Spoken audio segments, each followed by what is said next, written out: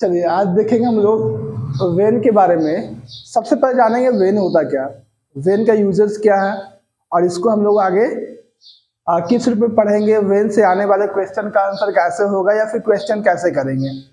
सबसे पहले बात आती है वेन को लेके। अब वेन का मतलब होता है कब।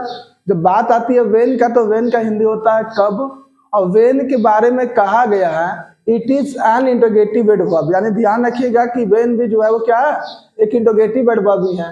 It is used to know about time. इसका प्रयोग, इसको हम क्यों करते हैं भाई, तो टाइम को जानने के लिए। किसके लिए? टाइम को जानने के लिए। अब जानिएगा वेन का भी प्रयोग होता है टाइम को जानने के लिए। पहला स्टेज कहता है तो टाइम को जानना है, तो टाइम किसी प्रकार का हो, कोई मंथ का नाम हो सकता है, कोई दिन का नाम हो सकता है, कोई समय का नाम हो सकता है, कुछ भी हो सकता है। पहला स्ट्रक्चर है when plus A B plus subject plus main verb, पहला आखिरी। इसमें एक ही स्ट्रक्चर है। पहले क्या देंगे? वेन। वेन के बाद सहायक क्रिया एक्चुअली वर्ब, फिर सब्जेक्ट, उसके बाद मेन वर्ब। जब सब्जेक्ट और मेन वर्ब की बात होती है तो पूरा का पूरा टेंस पे डिपेंड करता है। ये किसी भी टेंस का वाक्य हो सकता है, इवन इफ वॉइस का भी वाक्य हो सकता है। अब देखना है कि कौन सा वाक्य टेंस से रिलेट करता है, यानी कौन सा फॉर्म एक्टिव में है और कौन वाला पैसिव में है। अब एक्टिव पैसिव पकड़ने का बहुत सारा तरीका है, जिसमें सबसे आसान हमने बता चुका है। अब देखेंगे पहला एग्जाम्पल। एग्जाम्पल नंबर 1 कहता है आप अंग्रेजी कब बोलते हैं। आप अंग्रेजी कब बोलते हैं। फिर से सबसे पहले देखना है कि वाक्य एक्टिव का है कि पैसिव का है। अब देखिए वाक्य में सब्जेक्ट क्या आ गया, तो जो वाक्य के शुरू में आता है उसको क्या कहते हैं? सब्जेक्ट कहते हैं। वाक्य के शुरू में आता क्या होता है? सब्जेक्ट होता है। काम क्या हो रहा है? बोलने का। बोलना क्या हो गया? वर्ब हो गया। सब्जेक्ट और वर्ब दोनों मिल गया। क्या बोलना है? तो अंग्रेजी। अंग्रेजी क्या हो गया? ऑब्जेक्ट हो गया। अब देखना क्या है कि अगर प्रश्न पूछने में, अगर प्रश्न पूछते समय आंसर सब्जेक्ट खुद आ जाए तो वाक्य कहाँ होगा? एक्टिव में। अगर प्रश्न पूछते हैं आंसर सब्जेक्ट नहीं आकर के कोई दूसरा आ जाए, कोई थर्ड आ जाए, तो वाक्य कहाँ होगा? पैसिव में होगा। अब देखो काम क्या हुआ, तो बोलने का। बोल कौन रहा है? आप। यानी आप क्या हो गया? सब्जेक्ट। काम करने वाला कौन है? सब्जेक्ट है। यदि काम करने वाला सब्जेक्ट हो तो वाक्य कहाँ होगा? एक्टिव में होगा। यहाँ तक कोई दिक्कत नहीं होनी चाहिए। नेक्स्ट देखिएगा, क्रिकेट कब खेला जा रहा था। किस टेंस का है, इस पे बात सेकेंड में करेंगे। पहले पकड़ते हैं एक्टिव में है कि पैसिव में है। क्रिकेट कब खेला जा रहा था, शुरू में आया क्रिकेट। क्रिकेट क्या हो गया? काम क्या हो रहा है? खेलने का। खेलना क्या हो गया? वर्ब हो गया। और खेला, अब इसमें ऑब्जेक्ट तो है नहीं, इसमें ऑब्जेक्ट तो है नहीं। अच्छा, अब ऑब्जेक्ट नहीं है, खेलने काम कौन कर रहा है भाई? खेलने काम कोई ना कोई कर रहा है। क्रिकेट खुद को खेलेगा? नहीं खेलेगा। यानी खेलने वाला क्रिकेट तो नहीं है, क्रिकेट को खेला जा रहा है। यानी यहाँ पे क्रिकेट जो है कहाँ आ गया? ये पूरा सेंटेंस कहाँ आ गया? पैसिव में आ गया। यानी काम करने वाला शुरू में नहीं आके कहीं और आ रहा है, तो वह कहाँ होगा? पैसिव में। अब देखिए आप अंग्रेजी कब बोलते हैं, लास्ट में आ गया ते हैं। किस टेंस का आ गया? तो प्रेजेंट इन डिफिनिट का या फिर सिंपल प्रेजेंट टेंस का। सिंपल प्रेजेंट टेंस या प्रेजेंट इंडेफिनिट टेंस दोनों क्या होता है? सेम होता है। अब सिंपल प्रेजेंट का हाथ पहले देंगे यहाँ पे क्या? वेन। वेन के बाद चाहिए सहायक क्रिया। अब सिंपल प्रेजेंट में या तो डू आएगा या फिर डज आएगा। अब देखना है कि यहाँ पे सब्जेक्ट क्या हो गया? तो आप हो गया। आपके लिए डू आएगा कि डज आएगा? तो आपके लिए डू आएगा, क्योंकि उसके बाद क्या आने वाला है? यू। अब वर्ब क्या हो गया? अंग्रेजी बोलना। When do you speak English. Passive की बात करते हैं, ये वाला वाक्य, सेकेंड वाक्य जो आपका है ये पैसिव फॉर्म में है। और किस टेंस का है? तो रहा था, रही थी, रहे थे। कहाँ आएगा? पास्ट कंटिन्यूअस में। अब पास्ट कंटिन्यूअस में है तो एक्टिव में होता तो बाज वर प्लस बिफोर। अब पैसिव में है तो was were plus being plus भी3 प्लस बाई प्लस एजेंट। अब देखिए पहले देंगे वेन। अब चाहिए वाज या वर। सब्जेक्ट क्या हो गया? क्रिकेट। तो क्रिकेट के रिलेटेड से यहाँ क्या आने वाला है? वाज। उसके बाद क्रिकेट। अब क्या देंगे, बीइंग। जानिएगा बीइंग का प्रयोग हमेशा सब्जेक्ट के कहाँ होता है, बाद होता है। ऐसा नहीं कि व्हेन वाज बीइंग क्रिकेट कर देंगे। अगर आप व्हेन वाज बीइंग क्रिकेट करते हैं तो 100% क्या है, गलत है। आपको करना होगा व्हेन वाज क्रिकेट बीइंग। अब देंगे वर्ब। वर्ब क्या होगा, प्ले। अब प्ले का V3 क्या होगा, प्लेड। इसमें बाई प्लस एजेंट है नहीं, छोड़ देंगे। नेक्स्ट आइएगा तो नेक्स्ट हमारी चर्चा होगी वाई पे, वेयर पे। ऐसे और सारे एग्जाम्पल बनाना, जितना आप प्रैक्टिस करोगे उतना फायदेमंद होगा। जितना आप ज्यादा ज्यादा एग्जाम्पल सोल्व करोगे उतना फायदा होगा। खुद से सेंटेंस सोचो, सेंटेंस वैसा सोचो जो कि रियल लाइफ में यूज होता है। जैसे आप गाना कब गाते हैं, उसने आपको यहाँ कब बुलाया है, आप अपना काम कब कर रहे थे।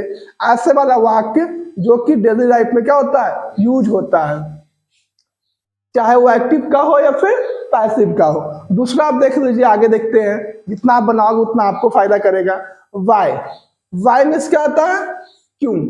वाई मीन्स क्या होता है, क्यों। अब इसके बारे में कहा गया है कि ये भी इंटरोगेटिव वर्ब ही है, ये भी प्रश्नवाचक क्रिया विशेषण ही है, लेकिन इसका प्रयोग क्यों होता है, तो रीजन को जानने के। किसके जानने के लिए, रीजन को। रीजन अब क्या है वो जानना हो तो वाई का यूज करेंगे। पहला सबसे आसान, why plus A B plus subject plus question mark, यानी एक ज्वाली भाव सब्जेक्ट के अनुसार आएगा। एक ज्वाली भाव का प्रयोग कैसे होगा, सब्जेक्ट के अनुसार। अगर सब्जेक्ट जैसा हो वैसा सहायक क्रिया, फिर क्वेश्चन मार्क। इसके अनुसार ये नहीं आएगा, इसके अनुसार आएगा। अब देखेंगे, आप खुश क्यों थे, लास्ट में क्या आ गया, थे। अब थे आ गया तो बादशाह है बर।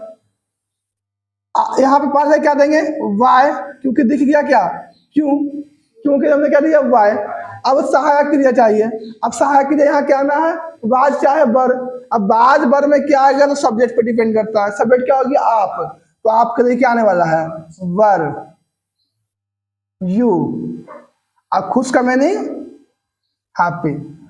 सिंपली जानो, यू के लिए क्या आता है, वर। यू के लिए वाज आएगा, यू के लिए वाज आएगा, नहीं आएगा। दूसरा देखिए, वह उदास क्यों है, वह उदास क्यों है। सेम काम, पहले क्या देंगे, वाई। अब है आ गया तो क्या होगा, इज एम आर। अब यहां देखिए, वह के लिए क्या आएगा, इज ही सैड। यहां का समस्या। इसी प्रकार से रहेगा, आप नवादा में क्यों हैं, तो why are you in Nawada. वह पटना में क्यों था, why was he in the Patna. तो ऐसे इन पटना, ऐसे ऐसे अलग अलग सेंटेंस के लिए यूज करेंगे। उसके बाद अगर हम आते हैं तो आते हैं स्ट्रक्चर नंबर बी पे। बी में आपका क्या हो जाएगा, why plus A B plus subject plus main verb. देखिए हमने बार बार कहा था कि जब सब्जेक्ट और मेन वर्ब दोनों की चर्चा हो, जब सब्जेक्ट का और मेन वर्ब की दोनों का बात करें तो फिर कहानी क्या होगी, कुछ अलग होगी। अलग क्या होगा, वो टेंस पे डिपेंड करेगा। और फिर पता करना होगा कि वेदर ये वाक्य एक्टिव फॉर्म का है या फिर पैसिव फॉर्म का है। अगर एक्टिव में है तो एक्टिव से बनाएंगे, और पैसिव में है तो पैसिव से बनाएंगे। सीधा टॉपिक पे ही रहते हैं। आप अंग्रेजी क्यों पढ़ा रहे थे, आप अंग्रेजी क्यों पढ़ा रहे थे। सबसे पहले वाक्य देखना, लास्ट में आगे रहे थे उसको छोड़ो, पहले देखो एक्टिव है कि पैसिव है। वाक्य में सब्जेक्ट क्या हो गया, आप। जो शुरू में आता है क्या होता है, सब्जेक्ट होता है। हर बात ध्यान देना, वाक्य के जो शुरू में आने वाला है वो क्या होता है, सब्जेक्ट होता है। शुरू में क्या आ गया, आप आ गया, आप क्या हो गया, सब्जेक्ट हो गया। काम क्या हो रहा है, पढ़ाने का। पढ़ाना क्या हो गया, वर्ब हो गया। देखिए सब्जेक्ट आप हो गया और पढ़ाना क्या हो गया, वर्ब हो गया। अच्छा, क्या पढ़ा रहे थे, तो अंग्रेजी। अंग्रेजी क्या हो गया, ऑब्जेक्ट हो गया। अब देखो काम हो रहा है पढ़ाने का, पढ़ा कौन रहा है, आप। यानी जो काम कर रहा है वही क्या है, सब्जेक्ट है। जो काम कर रहा है वही क्या है, सब्जेक्ट है। तो वहां क्या आ जाएगा, कहाँ, एक्टिव में। कहाँ आ जाएगा, एक्टिव वॉइस में। अब देखिए भाषण क्यों दिया जा रहा था, सब्जेक्ट क्या हो गया, भाषण। काम क्या हो रहा है, देने का। अब देने वाला कौन, कोई और। यानी भाषण तो नहीं दे रहा है, सब्जेक्ट काम को नहीं कर रहा है। अगर सब्जेक्ट काम को नहीं कर रहा है तो ये वाक्य कहाँ आने वाला है, पैसिव फॉर्म में। नेक्स्ट आ जाओ, उसने तुम्हें गाली क्यों दिया। सब्जेक्ट फिर से उसने, वर्ब हो गया गाली देना। गाली कौन दे रहा है, गाली देने वाला कौन है? सब्जेक्ट ही है। गाली देने वाला कौन है? सब्जेक्ट है। वाक्य पुनः कहाँ आ जाएगा? पैसिव में। क्रिकेट यहाँ क्यों खेला जाएगा? वाक्य यहाँ कहाँ गया? एक्टिव में आ गया। क्रिकेट यहाँ क्यों खेला जाएगा? अब काम क्या हो रहा है? सब्जेक्ट क्या होगा? क्रिकेट। काम क्या हो रहा है? खेलने का। ये सब्जेक्ट, ये वर्ब। अब खेल कौन रहा है? कोई और। वाक्य कहाँ होगा? पैसिव में। कोई दिक्कत यहाँ तक? अब आइए, आप अंग्रेजी क्यों पढ़ा रहे थे? आप अंग्रेजी क्यों पढ़ा रहे थे? ये वाक्य देख के लग रहा है किस टेंस का है? तो पास्ट कॉन्टिन्यूअस का। रहा था, रही थी, रहे थे। अगर रहा था, रही थी, रहे थे आ जाए तो वाक्य कहाँ होगा? पास्ट कॉन्टिन्यूअस में। पहले क्या देंगे? वाई देंगे। देखिए पहले वाई दे देते हैं। अब सहायक क्रिया सब्जेक्ट के अनुसार।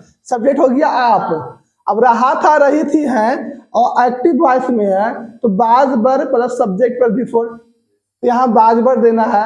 आपके लिए क्या देंगे? वर देंगे। तो वाई वर यू, वर्ब का कैसा फॉर्म? तो बिफोर। पढ़ाना का मीनिंग तो टीच, और टीच का बिफोर टीचिंग। क्या पढ़ा रहे थे? इंग्लिश। यहाँ तक कोई दिक्कत नहीं है।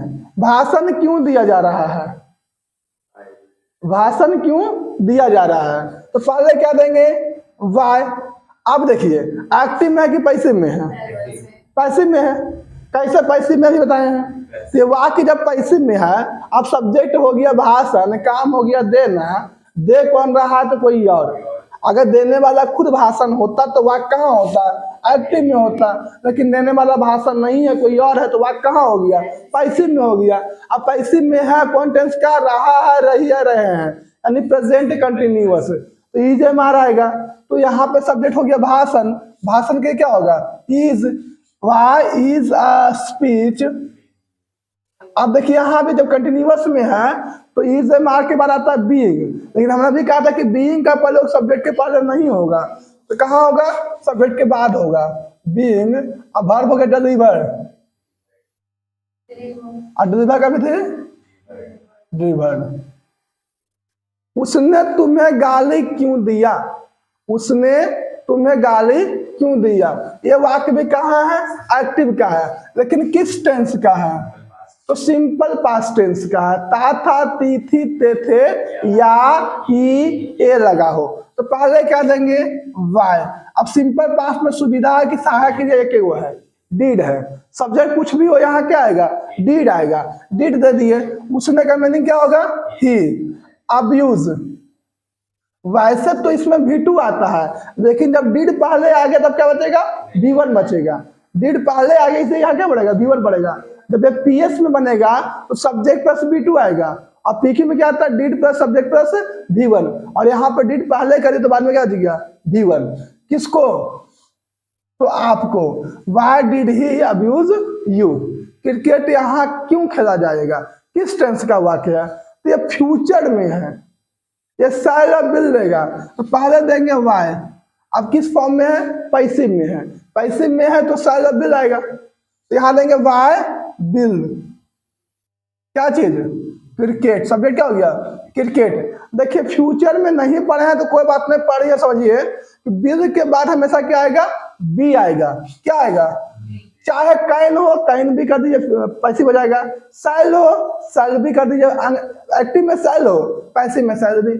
एक्टिव में कैन हो, पैसिव में कैन भी। एक्टिव में वुड हो, पैसिव में वुड भी। यानी सब में क्या लगाना है? बी लगाना है। जनरली यह पैसिव में वहां होगा। तो why will cricket be played. Play का भी थे प्लेड कहाँ? हेयर। इसी प्रकार से इससे भी और बनाइएगा, जितना बनाइएगा उतना फायदेमंद होगा। आज की इतना ही। That's all.